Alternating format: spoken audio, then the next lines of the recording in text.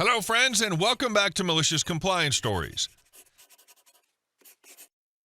Today's story takes us back to the 90s and into the kitchen of a Burger King where one angry customer loudly demanded extra everything on his order. But before we begin, best way to support our channel is to leave comments, like, and subscribe with the turned-on bell so you don't miss the new video every single day. Here we go. Ask and thou shalt receive. Lately, I've been reading a lot of stories about fast food and restaurant workers giving customers exactly what they asked for, sometimes to hilarious extremes, and it reminded me of something that happened back when I worked at Burger King in the 90s. I was in my early 20s at the time, making barely $6 an hour. It's wild to think about it now, especially compared to California's $20 fast food minimum wage today. I was working in the back making sandwiches when I heard raised voices at the counter. It was coming from a man, the type we would have called a demanda back then, before the whole Karen thing became a meme. He was absolutely going off on the poor cashier who couldn't have been more than 16. "I want effing extra everything," he bellowed, loud enough for everyone in the store to hear. "And I mean extra everything. Every time I ask for extra, you people never give me extra." The poor girl was on the verge of tears. This was her first job, and she was being screamed at over a burger. But me, I was in the back grinning because I'd already made my mind up. He wanted extra everything? Oh, he was going to get extra everything. The cashier came to the back, her hand shaking. "Did you hear him?" she asked, almost whispering. "Oh yeah," I said, giving her a reassuring nod. "Don't worry about it. I got this." She looked relieved, mumbled a thank you, and went to the back to wash dishes and calm down. Meanwhile, I got to work. I started with the top bun, one thick layer of mayo, far more than policy allowed. Then came the lettuce, not the little sprinkle we usually use, but 2.5 full handfuls, until it looked like a salad bar exploded on the prep table. Next, 6 thick slices of tomato, double the normal amount, until the bun could barely balance. Then I grabbed pickles, not the usual 4 slices, oh no, but a full-inch thick layer of them, somewhere between 20 and 30 in total. Then came the ketchup and mustard, both squeezed into thick, squiggly layers that were already starting to ooze out the sides. And then the pièce de résistance, the onions. I piled on so many that the patty was nearly hidden, a full inch of chopped onions stacked high like a tower of tear-inducing glory. By the time I carefully wrapped that thing, it was towering over the tray. For comparison, I put it next to a double Whopper we had waiting for another customer. The difference was comical. His sandwich looked like it belonged in a cartoon. I slid it onto the tray with a full order of piping hot fries, called his number, and handed it over with the biggest customer service smile I could muster. "Enjoy your burger, sir," I said cheerfully. "I made sure you got extra everything." Then I turned on my heel and went back to the line like nothing had happened. From the corner of my eye, I watched him sit down, open the wrapper, and freeze. He stared at the burger. Then he looked up at me. I looked back and smiled. He sighed, shoulders dropping, and then, without a word, started eating. I think he realized in that moment that there was no winning. He asked for extra everything, and that's exactly what he got. The burger was messy, overstuffed, and probably required 2 hands and a prayer to get through, but he ate every bite. The cashier came back later, peeked at the counter, and when she saw him quietly eating, she shot me a grateful look. And that, my friends, is why you never mess with the people who make your food. You just might get exactly what you asked for, and then some. I love that you turned what could have been a miserable encounter for everyone into something that gave your cashier a little relief and made the guy think twice about screaming at minimum wage workers again. And our second story. Drunk and answering phones at Papa John's. Chaos ensued. So a little backstory. When I was in college, there was a Papa John's near campus that would get crazy busy on weekend nights, mostly with drunk college students who had a bad case of the munchies. I lived within walking distance and never wanted to pay a delivery fee, so often when I was one of these drunk college students, I'd just order for pickup. One Saturday night, I ordered a pizza for pickup, and the guy on the phone said that it'd be about 30 minutes or so. I get there about that time later and find out that it's basically just one guy and one delivery guy working that night. The guy making the pizzas was running around like his hair was on fire and just trying to keep up with the order log. He comes over to me and goes, "Hey, it'll be just a minute. I'm understaffed." I told him it's all good. I'm not in a rush. Now it's about 2:15 a.m. and they're open until 3. I started a small conversation with the guy working, and He mentioned how people called in and they were so backed up they could no longer accept delivery orders, and that he kept getting calls about delivery since they disabled it ordering online.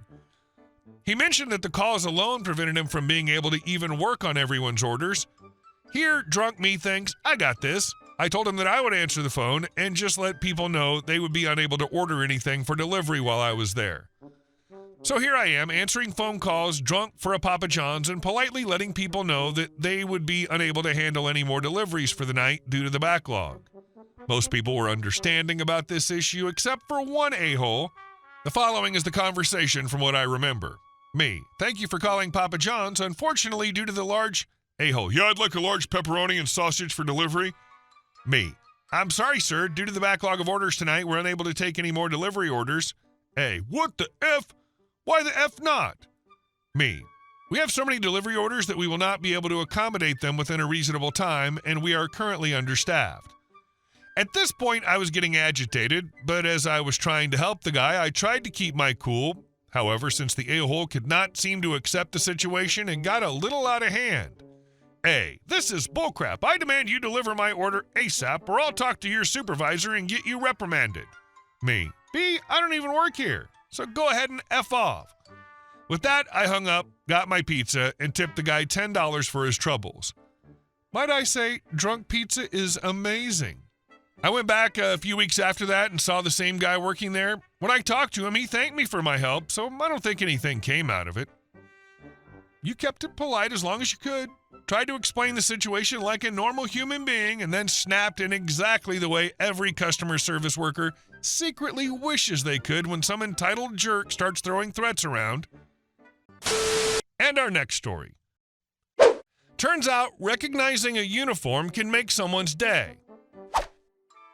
The only bit of relevant background information is that I have a close friend who works for a company that goes into retail stores and takes inventory for them. So I recognize their uniforms. This happened in the spring of 2017. I'd just gotten out of a doctor's appointment and went to a nearby chain pharmacy to drop off my prescription. I take a few maintenance drugs for some minor health issues. They could fill it for me, but it would be a 20-minute wait. Since I had my infant with me at the time and he was sleeping in his carrier, I decided to pick up a few things for him there instead of making a separate stop at the grocery store after. While I was going down the baby aisle, I saw a guy wearing the same uniform as my close friend kneeling down near the baby shampoo with a little machine in one hand that tells me he's counting items on that shelf. I walked up next to him and saw that he was standing in front of the item I needed and braced myself for things to get awkward. The following is our conversation. Me: excuse me, sir. Guy who doesn't work there: I can't help you, ma'am. I don't work here. The employees in red polo shirts can help you. Me: oh, I know you don't work here. I have a friend who works for the same company as you. I just need one of those bottles of purple baby shampoo on the bottom shelf in front of you. Guy: oh, sure. The J&J one? Me: yeah, that's the one. Guy picks up a bottle and hands it to me. Here you go. Me: thanks. Guy: you know, you're the first person who's recognized the uniform and listened when I said I don't work here in a really long time. Me: I'm not surprised. My friend has a lot of stories about customers who can't seem to tell the difference between your company's uniform and the uniform of the store he's working in. We chatted a bit more while I worked my way down the aisle, finishing up my shopping. I told him some of my friend's best I don't work here stories, and he shared some of his with me. Then they called my name for my prescription, and we said goodbye, and I went to go get my medication and pay for my items. So yeah, this wasn't some big blow-up, no Karen, no manager showdown, just a small, wholesome moment of not being that customer. And honestly, those stories are just as entertaining. Sometimes I don't work here lady doesn't need drama. It just needs one person who actually listens. And our last story. Entitled neighbors versus private land. Back in the early 2000s, my family sold off a large section of our old farmland to developers. What used to be wide open fields turned into a small cul-de-sac of about a dozen houses. The new neighborhood sat at the bottom of a steep hill, and running parallel to it was a main road that led down to a popular beach. Between the cul-de-sac and the road, there were some apartments that we still owned and rented out, their gardens, and a narrow strip of green space that connected everything. This little green strip was about 20 feet wide and 60 feet long. Just a bit of grass, some trees, and an old gate that dated back to when the property was still a working farm. The gate was only wide enough for a person to walk through, but it created a perfect shortcut to the beach. Instead of walking all the way to the top of the hill and back down the main road, residents could slip through the gate and be on the beach in minutes. We left this strip undeveloped intentionally. It was nice having a green belt between the apartments and the road, and we figured it was a small bonus for our apartment tenants. We didn't mind if the new cul-de-sac residents used it too, as long as they were respectful, and most of them were, except for one family. They lived in the house at the very bottom of the cul-de-sac, closest to the green belt. At first, it was just a mild annoyance. Their kids started treating the green belt like their personal playground. They played soccer and baseball there, which often meant balls flying into the road, rolling all the way down the hill, and sometimes almost hitting passing cars. More than once, I watched those kids dash right across the street without looking to chase a ball. Their parents were a headache too, late paying their maintenance fees, always complaining at community meetings, and generally acting like they owned more than they did. We mostly let it go until one day the dad came knocking on our door. "You really ought to put a gate across the entrance," he said, looking annoyed as if we had personally endangered his children. "It's not safe for kids to run out onto the road like that."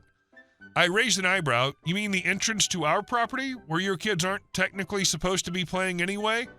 He shrugged. "Well, yeah, they're going to play there regardless. You should make it safe." That was the turning point. See, he had a bit of a point. If one of those kids got hurt while on our property, we might actually be liable.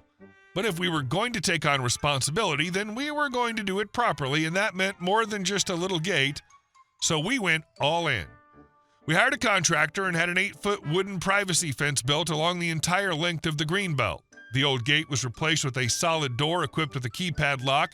The only people who got the code were our apartment tenants, and out of courtesy, a couple of the cul-de-sac families who'd always been polite and paid their fees on time.